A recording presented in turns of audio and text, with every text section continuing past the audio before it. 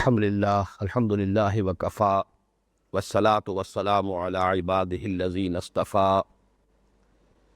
خصوصاً علی افضلهم وخاتم النبیین محمد الامین وعلی آلہ وصحبہ اجمعین. اما بعد فاعوذ باللہ من الشیطان الرجیم. بسم اللہ الرحمن الرحیم. رب اشرح لی صدری ویسر لی امری واحلل عقدۃ من لسانی یفقہوا قولی. اللہم ربنا الہمنا رشدنا واعذنا من شرور انفسنا. اللہم ارنا الحق حقا وارزقنا اتباعہ وارنا الباطل باطلا وارزقنا اجتنابہ. اللہم وفقنا لما تحب وترضى. آمین یا رب العالمین.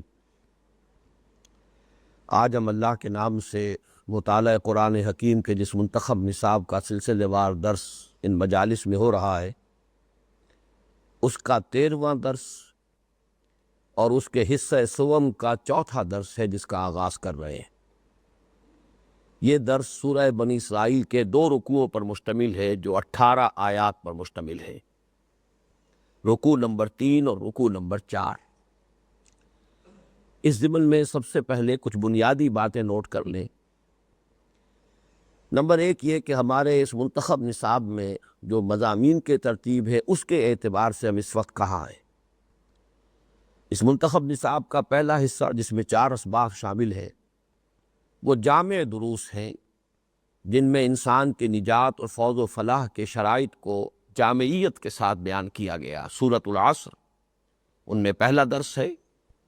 پھر آیہ بر، پھر سورہ لقمان کا دوسرا رکوع، پھر حامیم السجدہ کی کچھ آیات. یہ چاروں مقامات نہایت جامع ہیں اس اعتبار سے کہ انسان کی فوز و فلاح اور اس کی کامیابی کے جو لوازم اور شرائط ہیں ان سب کا اختصار اور جامعیت کے ساتھ بیان ان چاروں مقامات پر موجود ہے. اس کے بعد حصہ دوم میں ایمان کے مباحث آئے. ایمان کی حقیقت کیا ہے، ایمان کی تفاصیل کیا ہیں، ایمان کن کن باتوں کے ماننے کا نام ہے، ایمان کی اقسام کیا ہیں، ایمان کی ترکیب سنتھسس کیا ہے، ایمان کیسے وجود میں آتا ہے. یہ مباحث ہیں کہ جن پر ہمارا اس منتخب نصاب کا حصہ دوم مشتمل تھا. اس کے بعد تیسرا حصہ جو ہے اس میں عمل صالح کی تشریح پر کچھ مقامات مشتمل ہے. چنانچہ پہلا درس جو تھا وہ عمل صالح کے ضمن میں انفرادی شخصیت، انفرادی سیرت، انفرادی کردار، ایک مسلمان کا کردار کیسا ہونا چاہیے، اس کو بھی پھر ہم نے 2 حصوں میں منقسم کیا. ایک تو یہ کہ قرآن مجید کی روح سے تعمیر سیرت کے بنیادی جو لوازم ہیں وہ کیا ہے، یا اساسات، تعمیر سیرت کی اساسات کیا ہے. چنانچہ وہ پہلا درس تھا اس تیسرے حصے کا، اور وہ 2 مقامات پر مشتمل ہے. سورہ مومنون کی ابتدائی 11 آیات اور سورہ معارج کی ہم مضمون آیات. دوسرا سبق سورہ فرقان کے آخری رکوع پر مشتمل تھا. اس میں نقشہ سامنے آتا ہے کہ بندہ مومن کی پوری طرح تعمیر شدہ شخصیت، یعنی دل آویز شخصیت، بندہ مومن کی شخصیت کے جو خد و خال ہونے چاہیے وہ ہے کہ جو سورہ فرقان کے آخری رکوع میں ہمارے سامنے آئے. یہ 2 دروس گویا کہ انفرادی سیرت، انفرادی کردار، انفرادی سطح پر عمل صالح کی تشریح اور تفصیل پر مشتمل تھے. اس سے آگے اب اجتماعیت کی طرف پہلا قدم تھا. عائلی زندگی، ایک مرد اور ایک عورت کے مابین رشتہ ازدواج قائم ہوتا ہے جس سے خاندان کی بنیاد پڑتی ہے. یہ گویا کہ انسانی تمدن اور انسانی اجتماعیت کا پہلا قدم ہے.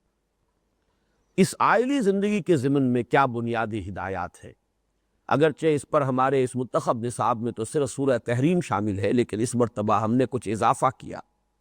اور خاندان کے استحکام کے لیے جو بنیادیں قرآن مجید نے ہمیں عطا فرمائی ہیں سورہ نساء کی آیات کے حوالے سے، کچھ اور مقامات کے حوالے سے ہم نے ان پر تفصیلی گفتگو کی.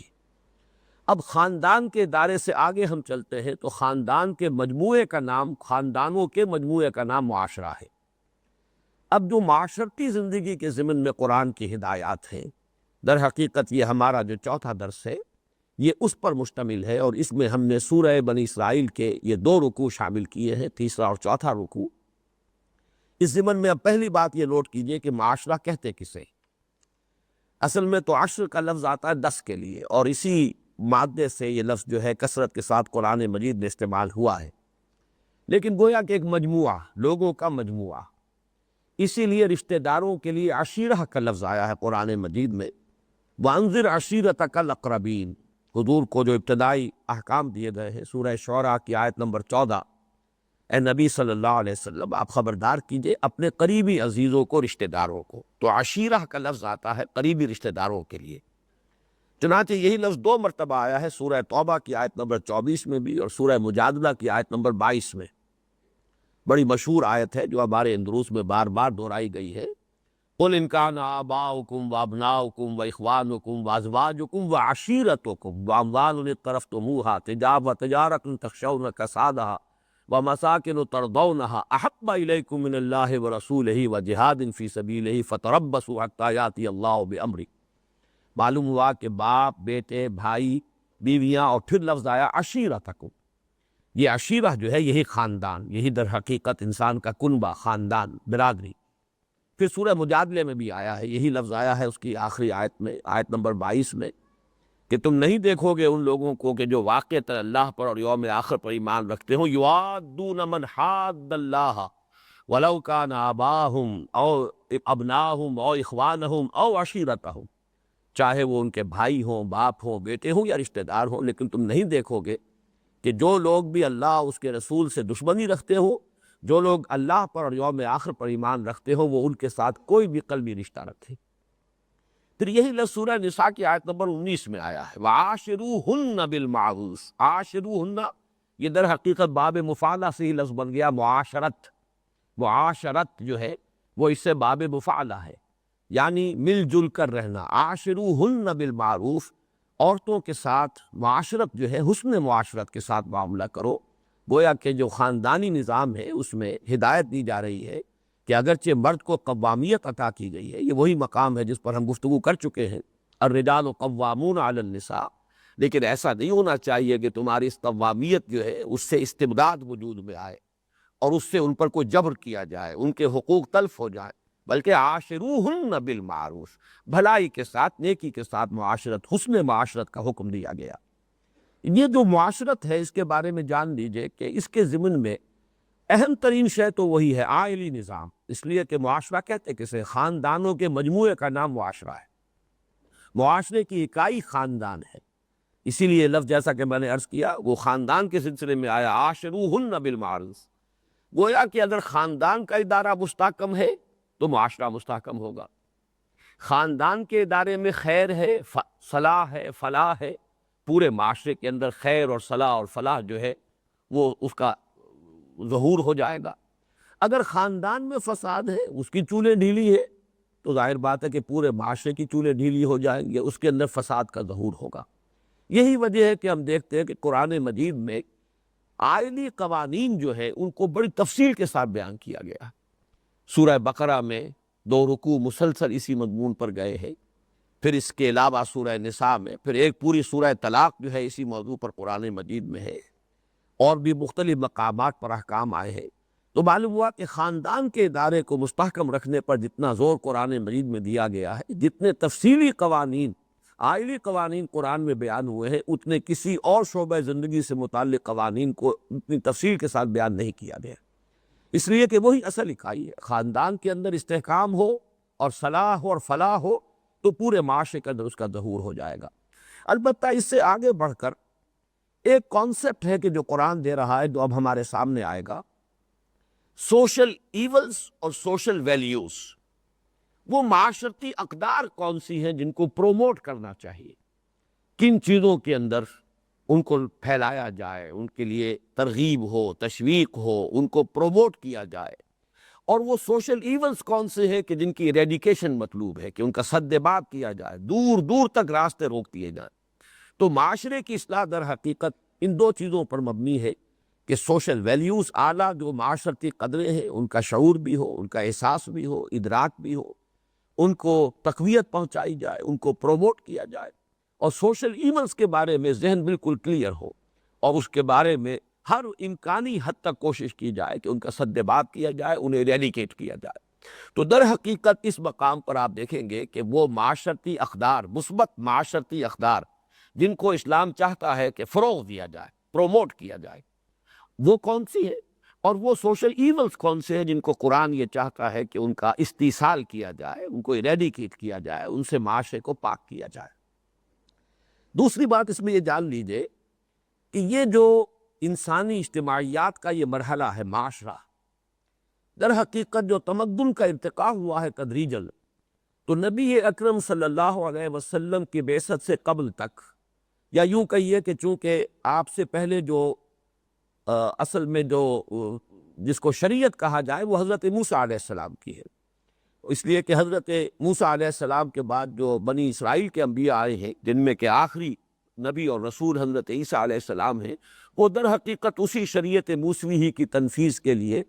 اور اسی کو لوگوں میں عام کرنے کے لیے، ورنہ شریعت جو ہے وہ تو شریعت موسوی ہی تھی خود حضور صلی اللہ علیہ وسلم کے زمانے تک۔ شریعت محمدی نے آ کر ریپلیس کیا ہے شریعت موسوی کو۔ اللہ تعالیٰ ان دونوں پر درود بھی بھیجے اور اللہ تعالیٰ کی رحمتیں ہو علیہم الصلاۃ والسلام وصلی اللہ علیہ وسلم۔ عرض یہ کرنا ہے کہ حضرت موسیٰ علیہ السلام کے زمانے تک ابھی تمدن کا ارتقاء اس سطح تک نہیں آیا تھا جس سے آج کل کے زمانے میں ہم کہتے ہیں ریاست کا تصور یا کوئی بڑی امپائرز کا تصور، بلکہ ابھی صرف معاشرے کا ایک تصور تھا، اور اس معاشرے میں کیا خیر مطلوب ہے، اس معاشرے میں کن برائیوں کو دور کرنا مقصود ہے، اسی حد تک ہدایات تھیں کہ جو اس وقت تک دی گئی ہیں۔ اس اعتبار سے آپ نوٹ کریں گے کہ قرآن مجید میں جو ملی زندگی اور پھر قومی زندگی اور ریاستی زندگی کی سطح پر جو تعلیمات دی گئی ہیں وہ اگلے درس میں آئیں گی سورہ حجرات میں۔ یہاں در حقیقت وہ مقام ہے کہ جو معاشرتی زندگی تک کی ہدایات پر مشتمل ہے، اور ہمیں سابقہ انبیاء کی تعلیمات میں یہیں تک بات نظر آتی ہے، اس لیے کہ ابھی ان کے زمانے میں تمدن کا ارتقاء اس سے آگے گیا ہی نہیں تھا۔ اسی اعتبار سے یہ بات نوٹ کر لیجئے کہ ان دو رکوعوں میں جو احکام آ رہے ہیں، اور یہ احکام دونوں طرح کے ہیں، اوامر بھی ہے، نواہی بھی ہے، ڈوز بھی ہے، ڈونٹس بھی ہے۔ یہ کرو، یہ لازم ہے، یہ واجب ہے، اور یہ ہرگز نہ کرو، اس سے اپنے آپ کو بچاؤ۔ تو یہ ڈوز اینڈ ڈونٹس یا اوامر اور نواہی جو آ رہے ہیں اس مقام پر، اس کے بارے میں حضرت عبداللہ ابن عباس جو خبر الامہ کہلاتے ہیں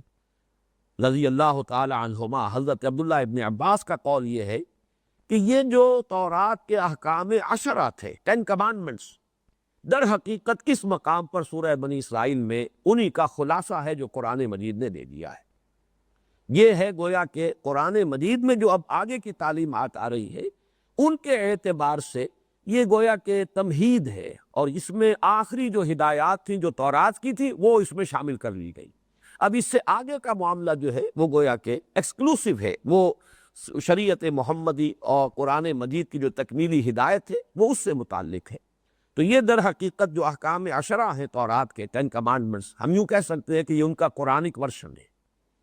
اس اعتبار سے اس سے پہلے جو ہے ہم دیکھیں گے سورہ بنی اسرائیل کے ان 2 رکوعوں میں اور 18 آیات میں جو احکام آئے ہیں،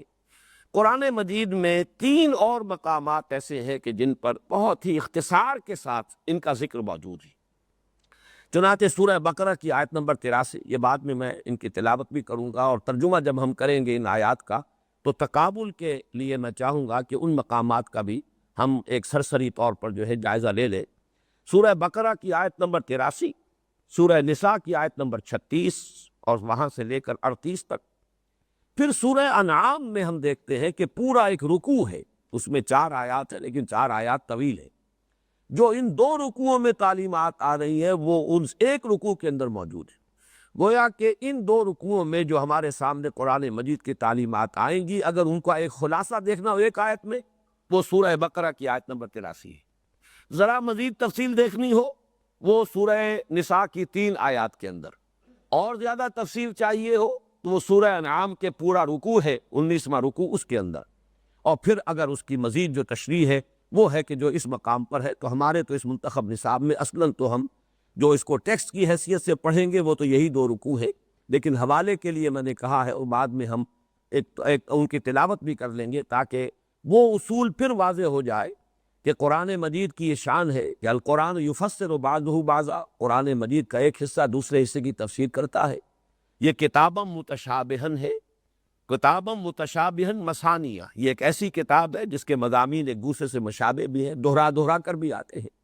اور اس کا ایک خاص اسلوب یہ ہے جو سورہ ہود کے آغاز میں بیان کیا گیا کہ کتاب احکمت آیاتہ ثم فصلت من لدن حکیم خبیر، یہ ایک ایسی کتاب ہے جس کی آیات بڑی محکم بھی ہے، بہت گاڑھی، بہت ہی پختہ، بہت پروفاؤنڈ، پھر ان کی تفصیل بھی موجود ہے۔ کتاب احکمت آیاتہ ثم فصلت من لدن حکیم خبیر، تو اس کی بھی ایک مثال ہمارے سامنے آ جائے گی۔ سورہ بنی اسرائیل کے اعتبار سے ذرا ایک بات اور نوٹ کر لیجئے تمہیداً، کہ سورہ بنی اسرائیل میں اس کی ابتدا میں اور اختتام پر بنی اسرائیل کی تاریخ کا تذکرہ موجود ہے۔ پہلا رکوع جو ہے اس میں ان کی تاریخ کے 4 ادوار کا ذکر موجود ہے، پھر آخری رکوع میں حضرت موسیٰ علیہ السلام کی بعثت اور پھر ان کا مصر سے نکلنا، ان کا نجات پانا فرعون کے ظلم سے، اور پھر ایک اور بھی ہے فَإِذَا جَاءَ وَعْدُ الْآخِرَةِ جِئْنَا بِكُمْ لَفِيفًا،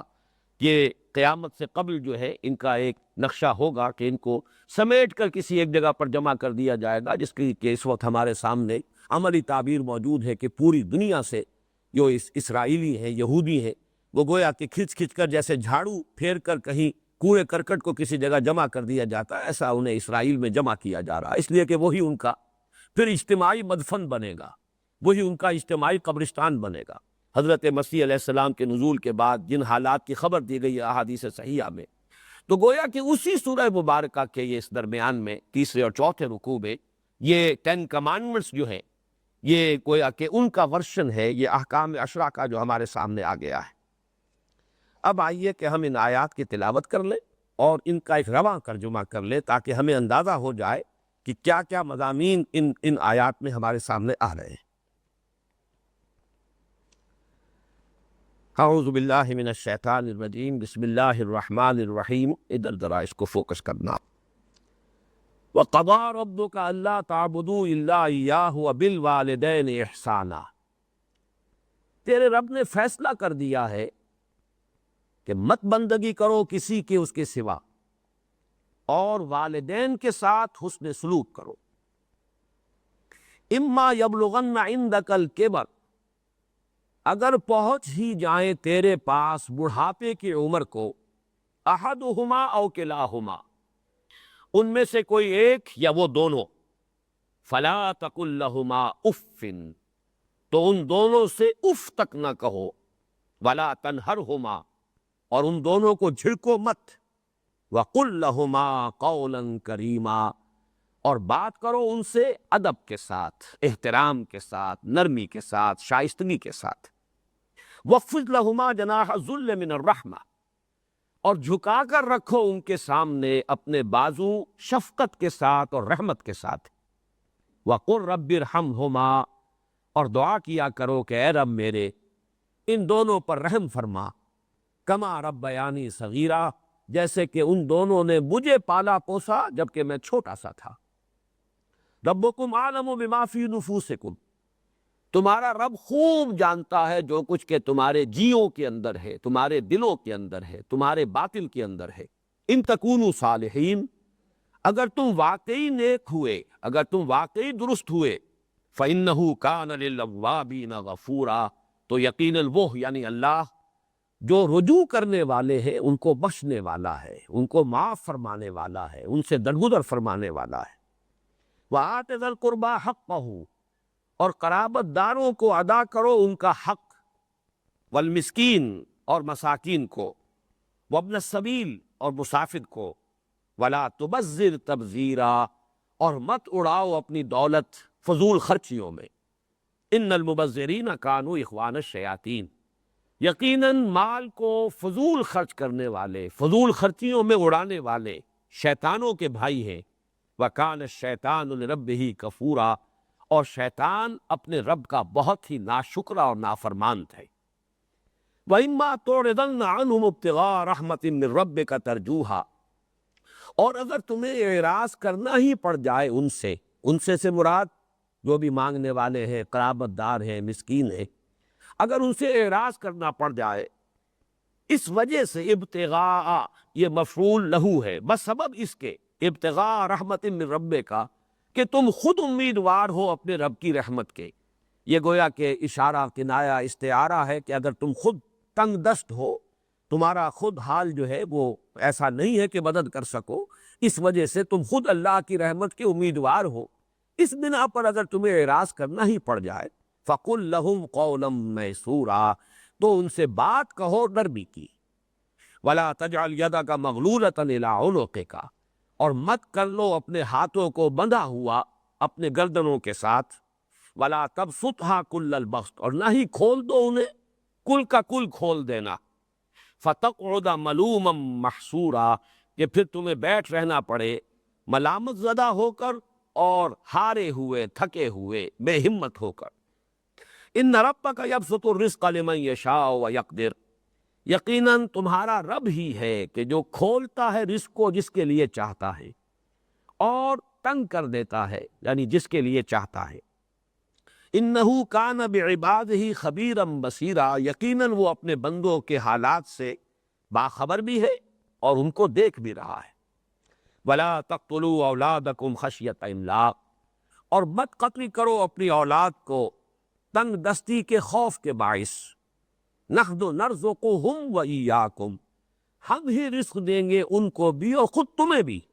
ان قتلہم کان خطئا کبیرا، یقیناً ان کا قتل کر دینا بہت بڑی خطا ہے، بڑی نادانی ہے۔ ولا تقربوا الزنا، اور زنا کے تو قریب تک مت جاؤ، اس کے قریب تک مت پھٹکو۔ انہ کان فاحشہ، یقیناً وہ بہت ہی بے حیائی کا کام ہے، وساء سبیلا، اور بہت برا راستہ ہے۔ ولا تقتلوا النفس التي حرم اللہ الا بالحق، اور مت قتل کرو اس جان کو جسے اللہ نے محترم ٹھہرایا ہے مگر حق کے ساتھ، یعنی اگر قانون کی زد میں آ گئی ہے کسی کی جان تو بات دوسری ہے، الا بالحق۔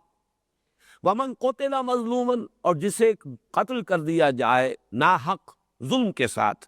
فقد جعلنا لولیہ سلطانا، تو ہم نے اختیار عطا کر دیا ہے اس کے وارث کو، فلا یسرف فی القتل، تو وہ بھی قتل میں حد سے تجاوز نہ کرے، انہ کان منصورا، یقیناً اس کی مدد کی جائے گی، یقیناً اس کے ساتھ تعاون ہوگا۔ ولا تقربوا مال الیتیم الا باللتی ہی احسن، اور مت قریب جاؤ یتیم کے مال کے مگر اس طور سے جو سب سے عمدہ ہو، بہت ہی اعلیٰ، بہت عمدہ۔ حتیٰ یبلغ اشدہ، یہاں تک کہ وہ پہنچ جائے اپنی پوری پختگی کو، اپنی پوری قوت کو۔ وَأَوْفُوا بِالْعَہْدِ، اور عہد کو پورا کیا کرو، ان العہد کان مسئولا، یقیناً عہد کے بارے میں باز پرس ہوگی۔ وَأَوْفُوا الْكَيْلَ إِذَا كِلْتُمْ، اور پیمانے کو پورا بھرا کرو جبکہ تم ناپ کر دے رہے ہو۔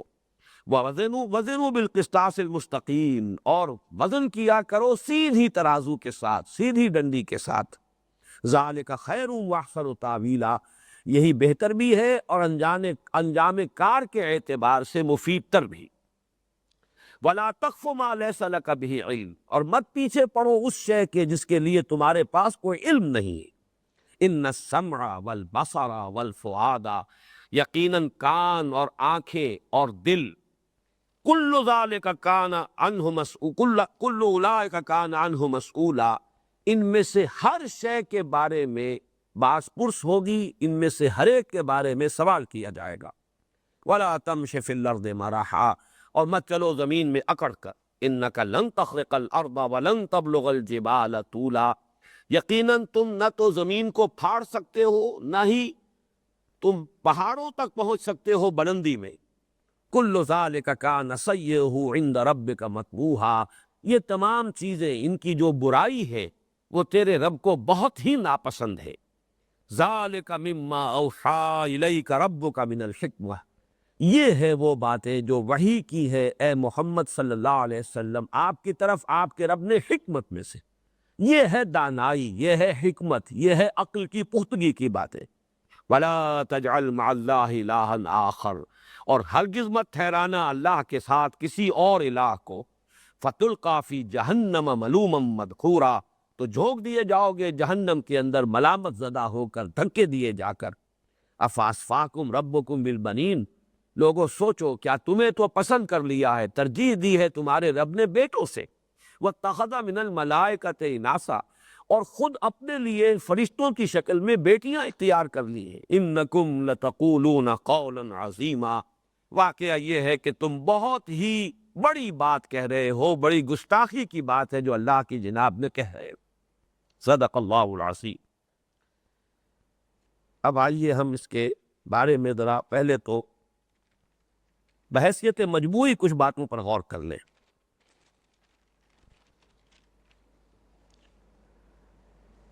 اور اس میں اب ہمیں تقابل بھی کرنا ہے۔ پہلی بات جو ہم یہاں پر نوٹ کریں گے وہ یہ ہے کہ اس کے اول و آخر توحید و شرک کا بیان ہے۔ وَقَضَىٰ رَبُّكَ أَلَّا تَعْبُدُوا إِلَّا إِيَّاهُ، بات یہاں سے شروع ہوئی اور ختم ہوئی وَلَا تَجْعَلْ مَعَ اللَّهِ إِلَٰهًا آخَرَ فَتُلْقَىٰ فِي جَهَنَّمَ مَلُومًا مَدْحُورًا أَفَأَصْفَاكُمْ رَبُّكُمْ بِالْبَنِينَ وَاتَّخَذَ مِنَ الْمَلَائِكَةِ إِنَاثًا إِنَّكُمْ لَتَقُولُونَ قَوْلًا عَظِيمًا۔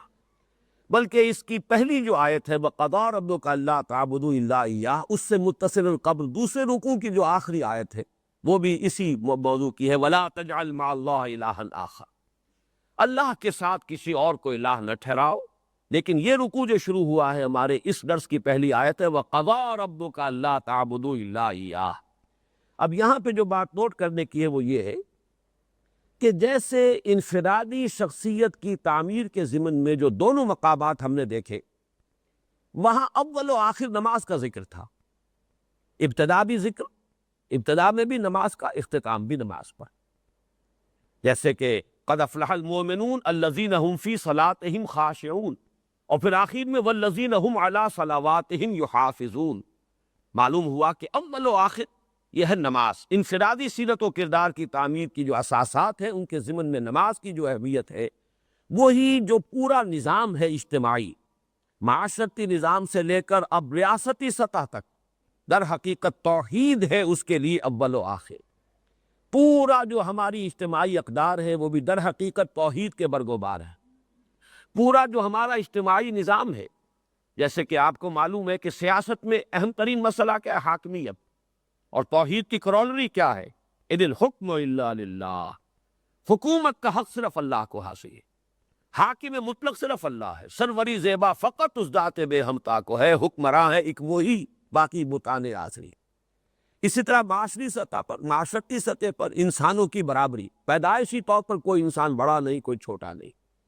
کوئی گھٹیا نہیں، کوئی بڑھیا نہیں، کوئی اعلیٰ نہیں، کوئی ادنا نہیں، یہ بھی در حقیقت ایک ہی اللہ کی پیدا کردہ مخلوق ہے۔ اس اعتبار سے تمام انسان مساوی ہے۔ یا ایھا الناس انا خلقناکم من ذکر و انثی، اے لوگو ہم نے تمہیں پیدا کیا ہے، خالق ہم ہیں تمہارے سب کے، اور ایک مرد اور ایک عورت سے پیدا کیا، وحدت آدم اور وحدت الہ، گویا کہ اس کی بنیاد پر پوری نوع انسانی جو ہے وہ پیدائشی اعتبار سے برابر ہے، کوئی اعلیٰ نہیں، کوئی ادنا نہیں، کوئی بڑھیا نہیں، کوئی گھٹیا نہیں۔ اسی طریقے سے جو ہمارا پورا معاشی نظام ہے اسلام کا، اس میں ملکیت کا تصور، مالک حقیقی صرف اللہ، بندہ مومن امین حق مالک است، بندہ مومن تو در حقیقت امین ہے، ملکیت تامہ وہ صرف اللہ کے لیے، جیسے حاکمیت مطلقہ صرف اللہ کے لیے، سروری زیبا فقط اس ذات بے ہمتا کو ہے، حکمراں ہے ایک وہی، باقی بتان آزوی، چاہے وہ ایک فرد ہو اور چاہے وہ پوری قوم ہو، چاہے وہ پوری نوع انسانی ہو۔ انسانی حاکمیت کا تصور شرک ہے۔ معلوم یہ ہوا کہ در حقیقت ابتدا اور انتہا، ان تمام معاملات کا احاطہ کرنے والی شے جو ہے وہ در حقیقت توحید ہے۔ لہذا یہاں اول و آخر توحید کا ذکر ہے، وَقَضَىٰ رَبُّكَ أَلَّا تَعْبُدُوا إِلَّا إِيَّاهُ، اور اختتام لا تجعل مع اللَّهِ إِلَٰهًا آخَرَ فَتُلْقَىٰ فِي جَهَنَّمَ مَلُومًا مَدْحُورًا۔ البتہ ایک نکتہ اور نوٹ کیجئے، توحید کی دو قسمیں، ایک توحید عملی ہے، ایک توحید عقیدے کی۔ توحید عقیدے کا اختتام پر ذکر ہوا ہے، لا تجعل مع اللہ الہا آخر، اللہ کے ساتھ کسی اور کو الہ نہ بنا لینا۔ اور اس کی ایک اہم ترین جو اس کی ایک قسم ہے کہ جیسے کہ مکے کے لوگوں نے اور عرب کے لوگوں نے فرشتوں کو خدا کی بیٹیاں قرار دے دیا تھا، افاصفاکم ربکم بالبنین واتخذ من الملائکۃ اناسا انکم لتقولون قولا عظیما۔ وہ ہے عقیدے کی توحید اور عقیدے کا شرک، اور جو ہے توحید عملی اور شرک عملی، اس کے ذکر سے بات شروع کی گئی ہے، وَقَضَىٰ رَبُّكَ أَلَّا تَعْبُدُوا إِلَّا إِيَّاهُ، یہ ہے توحید عبادت۔ تیرے رب نے فیصلہ کر دیا ہے کہ مت پوجو، مت بندگی کرو سوائے اس کے کسی کے۔ یہ جو ہے عبدیت جو ہے کلیتاً اللہ کے لیے ہو جائے، فَاعْبُدِ اللَّهَ مُخْلِصًا لَهُ الدِّينَ، بس بندگی کرو اللہ کی اپنے پورے دین اور پوری اطاعت کو اس کے لیے خالص کرتے ہوئے۔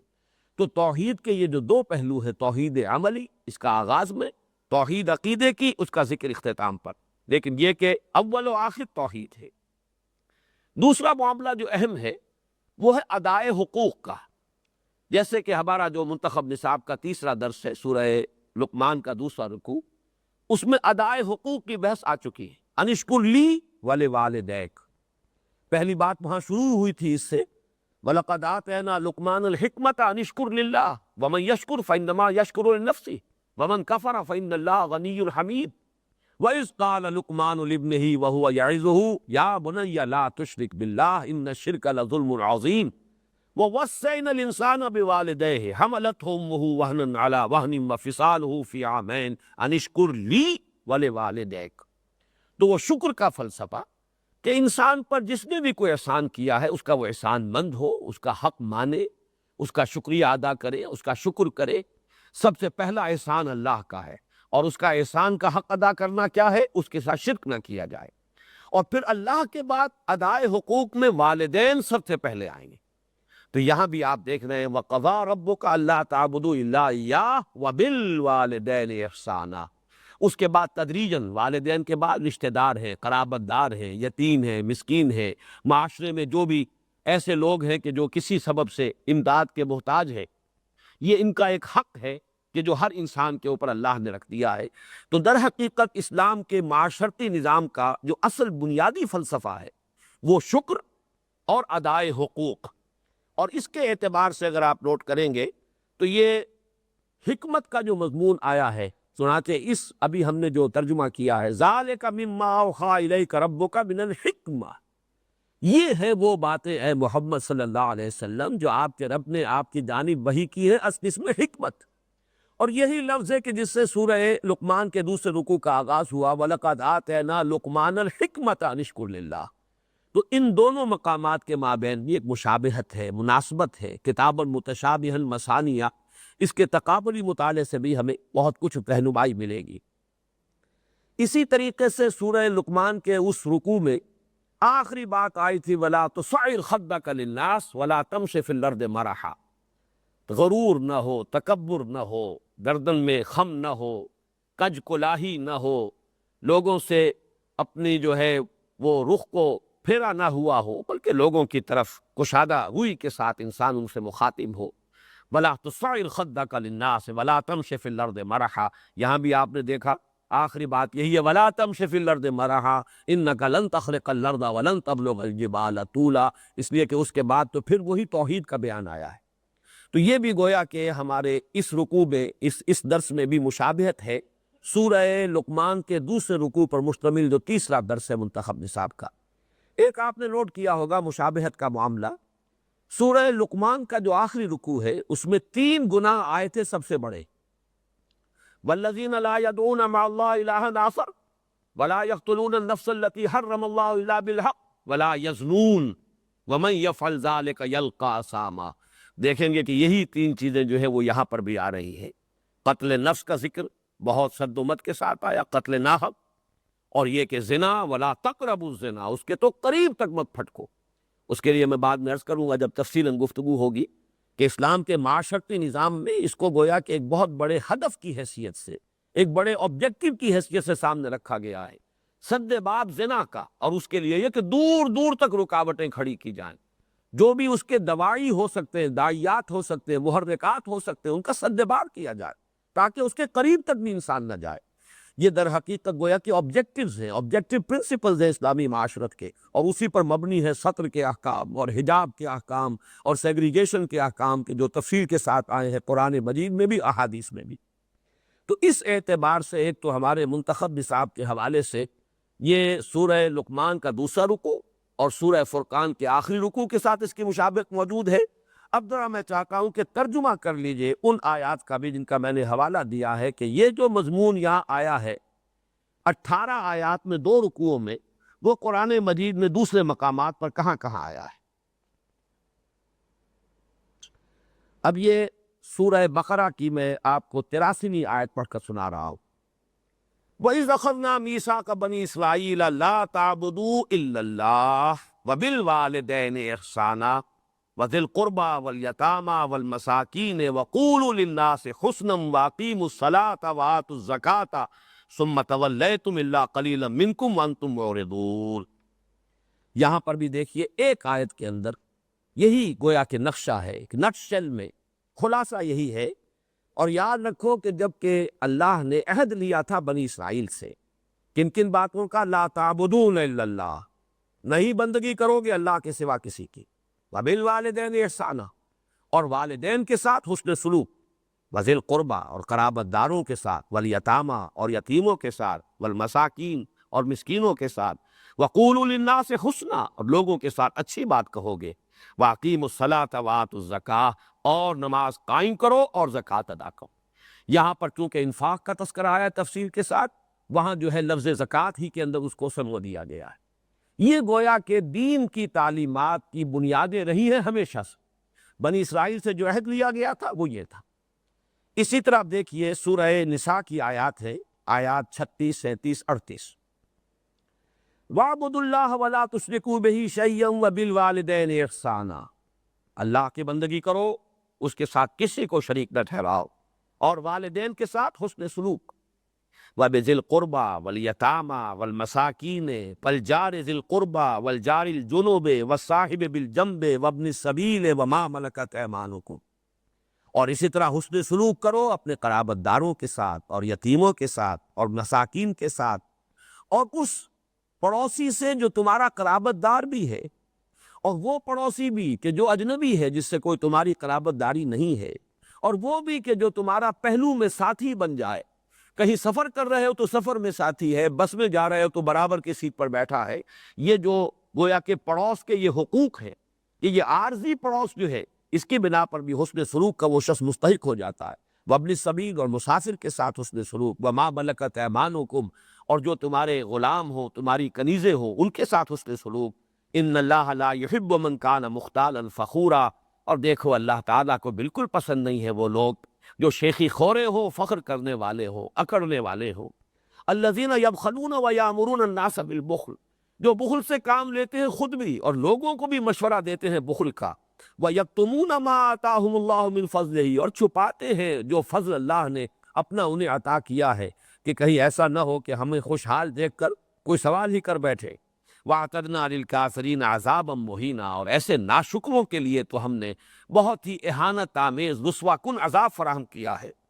وَالَّذِينَ يُنْفِقُونَ أَمْوَالَهُمْ رِئَاءَ النَّاسِ وَلَا يُؤْمِنُونَ بِاللَّهِ وَلَا بِالْيَوْمِ الْآخِرِ وَمَنْ يَكُنِ الشَّيْطَانُ لَهُ قَرِينًا فَسَاءَ قَرِينًا، اور وہ لوگ کہ جو خرچ کرتے ہیں مال لوگوں کو دکھاوے کے لیے، اس مقام پر آیا وَلَا تُبَذِّرْ تَبْذِيرًا، فضول خرچی میں پیسہ نہ اڑاؤ، یہاں پہ اسی کا تذکرہ ہو رہا ہے۔ وہ لوگ جو خرچ کرتے ہیں مال لوگوں کو دکھاوے کے لیے، ریاکاری میں، یا تو نیکی کر رہے ہیں ریاکاری کی، اور یا یہ کہ اپنی دولت کی نمو اور دولت کا جو ہے مظاہرہ مقصود ہے۔ وَلَا يُؤْمِنُونَ بِاللَّهِ وَلَا بِالْيَوْمِ الْآخِرِ، جو یہ طرز عمل اختیار کرتے ہیں گویا کہ وہ اللہ اور یوم آخر پر ایمان نہیں رکھتے۔ وَمَنْ يَكُنِ الشَّيْطَانُ لَهُ قَرِينًا فَسَاءَ قَرِينًا، اور جس کا ساتھی شیطان بن گیا ہو وہ تو بہت ہی برا ساتھی ہے۔ دیکھیے یہاں جو فرمایا تھا کہ ان المبذرین کانوا اخوان الشیاطین، یہ مبذرین جو ہے یہ تو شیطانوں کے بھائی ہیں، بالکل وہی بات وہاں کہی گئی کہ شیطان جن کا ساتھی بن جائے وہ تو پھر بہت ہی برا ساتھی ہے۔ اسی طرح بھائی ایک ذرا جو قریب ترین آتا ہے اس مقام کے قرآن مجید میں، سورہ انعام کا جو رکوع ہے 19واں، قُلْ تَعَالَوْا أَتْلُ مَا حَرَّمَ رَبُّكُمْ عَلَيْكُمْ، لوگو آؤ۔ سورہ انعام میں بڑی تفصیلی بحث آئی ہے کہ تم نے کیا ڈھکوسلے جو ہے خود بنا لیے ہیں، فلاں چیز حرام، فلاں چیز حرام، فلاں حیوان جو ہے، فلاں جانور، فلاں اونٹ جو ہے اس کا گوشت نہیں کھا سکتے، مرد کھا سکتے ہیں، عورتیں نہیں کھا سکتی، وغیرہ وغیرہ۔ یہ تم نے جو ایک شریعت من گھڑت بنا لی ہے، یہ نہیں ہے اللہ کی دین کی اصل تعلیم۔ اصل تعلیم کیا ہے؟ آؤ میں تمہیں بتاؤں۔ قُلْ تَعَالَوْا أَتْلُ مَا حَرَّمَ رَبُّكُمْ عَلَيْكُمْ، لوگو آؤ میں تمہیں بتاؤں، سناؤں کیا چیزیں حرام اور محترم ٹھہرائی ہیں تم پر تمہارے رب نے۔ اب یہاں سے گنتی کیجئے، اللہ تشرکوا بہ شیئا، پہلی بات یہ کہ اس کے ساتھ کسی چیز کو شریک نہ کرو، وبالوالدین احسانا، اور والدین کے ساتھ حسن سلوک، ولا تقتلوا اولادکم من املاق، اور مت قتل کرو اپنی اولاد کو تنگ دستی کے باعث، نحن نرزقکم وایاہم، ہم تمہیں بھی رزق دیں گے اور انہیں بھی دیں گے۔ وَلَا تَقْرَبُوا الْفَوَاحِشَ مَا ظَهَرَ مِنْهَا وَمَا بَطَنَ، اور مت قریب پھٹکو بے حیائی کے کاموں کے، چاہے وہ بالکل کھلم کھلا ہو اور چاہے وہ خفیہ طور پر ہو۔ وَلَا تَقْتُلُوا النَّفْسَ الَّتِي حَرَّمَ اللَّهُ إِلَّا بِالْحَقِّ، اور مت قتل کرو اس جان کو جسے اللہ نے محترم ٹھہرایا ہے مگر حق کے ساتھ۔ ذَلِكُمْ وَصَّاكُمْ بِهِ لَعَلَّكُمْ تَعْقِلُونَ، یہ ہے وہ چیزیں جن کی اللہ نے تمہیں وصیت کی ہے تاکہ تم عقل سے کام لو، تدبر کر سکو، غور و فکر کر سکو، سوچ بچار کرو۔ وَلَا تَقْرَبُوا مَالَ الْيَتِيمِ إِلَّا بِالَّتِي أَحْسَنُ حَتَّى يَبْلُغَ أَشُدَّهُ، اور مت قریب جانا مال یتیم کے مال کے مگر اس طور سے کہ جو نہایت عمدہ ہو، نہایت اعلیٰ ہو۔ اس کے مال کی حفاظت کرو، اس کو سنبھال کر رکھو، اس کو بڑھانے کی فکر کرو یتیم کے لیے، اس کو ہڑپ کرنے کی فکر نہ کرو، ہیلوں بہانوں سے اس کو ہڑپ کر جانے کی اسکیمیں نہ بناؤ۔ حتیٰ یبلغ اشدہ، یہاں تک کہ وہ اپنی پوری پختگی کو پہنچ جائے۔ وَأَوْفُوا الْكَيْلَ وَالْمِيزَانَ بِالْقِسْطِ، اور دیکھو پیمانہ ہو یا وزن کر رہے ہو، پورا پورا کیا کرو عدل کے ساتھ، انصاف کے ساتھ۔ لا نکلف نفسا الا وسعها، ہم نہیں ذمہ دار ٹھہرائیں گے کسی جان کو مگر اس کی وسعت کے مطابق۔ وَإِذَا قُلْتُمْ فَعْدِلُوا وَلَوْ كَانَ ذَا قُرْبَىٰ،